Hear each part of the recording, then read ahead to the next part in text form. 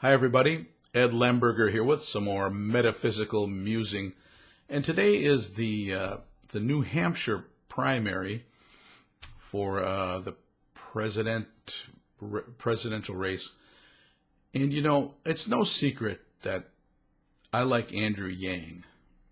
And the reason I like Andrew Yang is because of this idea that he is championing, and it's not his original idea. He just picked up on it, and he knows that it would be best for our country if we do this, and I know it would be best for our country if we do this. And what is that? This is universal basic income, the freedom dividend. And the reason that I believe that the freedom dividend is so important for our country at this time is because it's making money move more in line with the laws of nature. And right now, we've got the distribution lines for money. It runs askew of the distribution lines of the flow of nature. Nature is ashes to ashes, dust to dust. And the way we've set up money, especially with this, they call it the trickle-down approach, where all the money goes up, and then it goes back down, but not very far. It's like the rain is falling, but well, it's not making it all the way to the ground. And it's all the way to the ground is where it has to happen, month by month. That's why this freedom dividend is so important for us to have.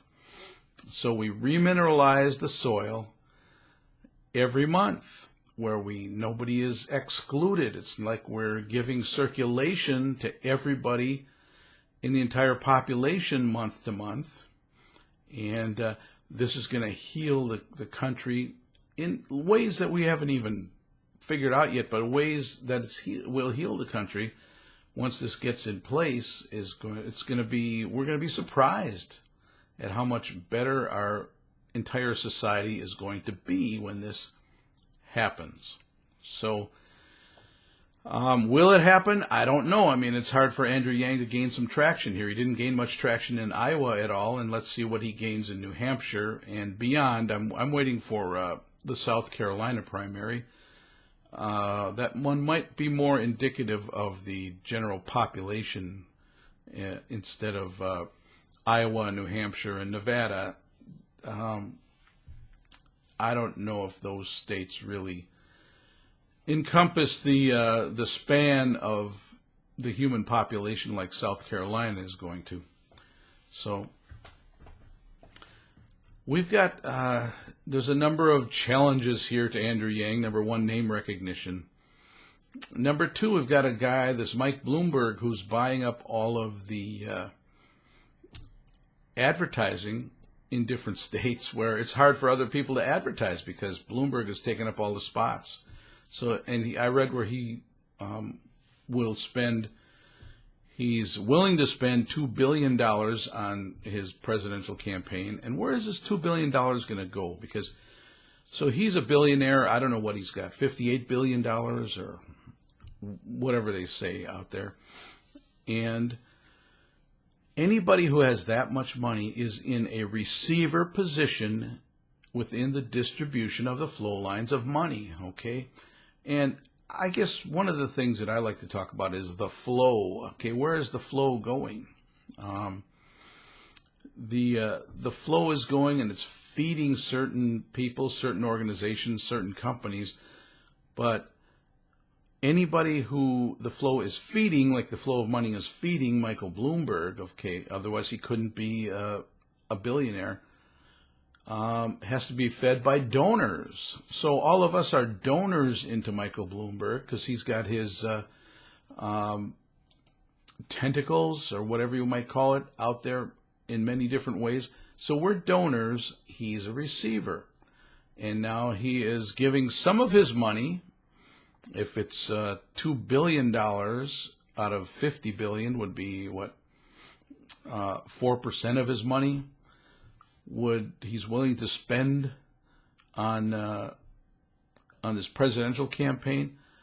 Now, why wouldn't he give $2 billion if he's willing to do that? Why wouldn't he match those $2 billion and give it into programs that might help people all the way from the bottom and moving up? Why would he just give $2 billion to the TV networks? Because you see how this money goes up, and then how far does it float down? Well, it floats down to the level of the TV networks. They get all this money, and the people who really need it, well, of course, they're left holding the bag again as donor people, and they don't get fed. Do you see how these flow lines operate here? Do you see why trickle down doesn't work? We've got to have trickle up. Every month, it's got to be an ongoing thing. You know, circulation heals. Stagnation creates dis-ease. So unless we circulate money all of the time, everywhere, throughout the entire human population of the United States, we're still going to have pockets of places where we're going to have a lot of trouble. Crime is going to come in. Crime, you know, we don't realize it. Some of us realize it, but we are creating the crime by suffocating people on the bottom. And then when they lash out, then we call foul on them instead of calling foul on us for not making the distribution lines of money happen in a universal manner. So circulation heals, stagnation creates dis-ease. It would be like tying a string around your finger so tight that the blood circulation wouldn't happen to that finger. And of course, what's going to happen to that finger? There's going to be problems that would happen to that. That's what we're doing when we pinch off the flow of the thing that people believe in most, more than life and death sometimes, is the flow of money. That's why I like Andrew Yang's policy here, championing this idea that's been around for a long time, but coming into public consciousness now. So, to me, Andrew Yang's idea is the greatest thing we got going out there, because none of these programs, you start a program and then you have more bureaucracy when, what do people really need? People really need the flow of money into their hands, okay? That's going to save us money in the long haul, because when you pinch off the flow, you start creating all kinds of problems. Now, I live in the city of Milwaukee, Wisconsin. In the city of Milwaukee, Wisconsin, we had a homeless city during last summer of over 1,000 people. They're living underneath the freeways, all the freeway overpasses in downtown Milwaukee. Over 1,000 people. And then what was the solution for that? Well, the winter's coming on. All those people can't, they're going to have a hard time living under those freeways in the winter. So what does the city do? Well, it serves them eviction notices. So you're going to serve eviction notices to a homeless person? Like, where are they going to go? You know, they're evicted from under the freeway? Look, what would solve this problem? Not a bunch more social problems, social situations, programs, social programs, I should say. What's going to solve it? Getting actual flow of money, cash into these people month by month. Now, are you bothered when you go to a city, any major city in the country, and you try to walk around downtown, and you're hit up by all these people? Hey, buddy, you know, can you lend me a little bit? You know, I ain't had anything to eat. Could you please give me some money? You know, the panhandlers, do you want to be walking around bothered by this all the time, or do you just want to have universal basic income so this stops being a problem? Okay. Well, I've been ranting and raving here for a while. I'm Ed Lemberger. You know I like Andrew Yang because I like the freedom dividend. He's got a lot of other great ideas too. Maybe I'll go over some of those in the future, but thanks for listening to this video. Thanks for subscribing to my YouTube channel. Thanks for donating if you want to donate to me. Thanks for hitting the like button. And have a great day, everybody. We live in the best country that has ever been built in the entire world.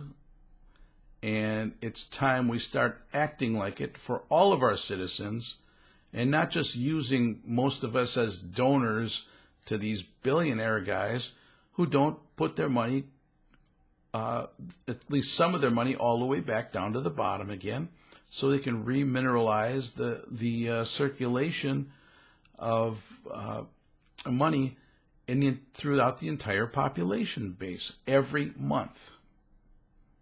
Thanks, everybody.